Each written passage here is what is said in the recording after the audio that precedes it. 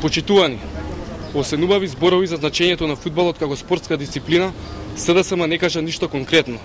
Основното прашање е со каков кредибилитет говори СДСМ за спортот, кога не изгради ниту еден спортски објект во Република Македонија цели 15 години.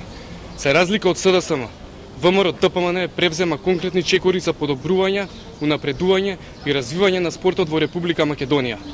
Имаме концепт за создавање на спортска инфраструктура. Изградена е арената Филип II, спортскиот центар Борис Трајковски, 50 фудбалски игралишта, сали и многу други спортски објекти. Го изменивме законот за спорт и создадовме поволни услови за спортските клубови во фудбал, ракомет и кошарка. Тие од 1 август 2012 година ќе започнат да функционираат како сите европски клубови, односно како акционерски друштва. Модерни спортски клубови со јасна сопственичка структура.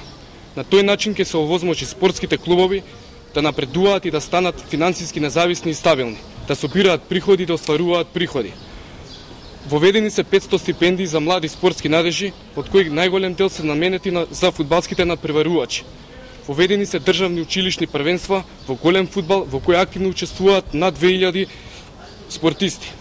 Со законските измени се овозможи од игрите на среќа да се извојуваат 50 милиони денари за директна поддршка на националните спортски федерации и спортски клубови. ВМРО ДПМН има кредибилитет.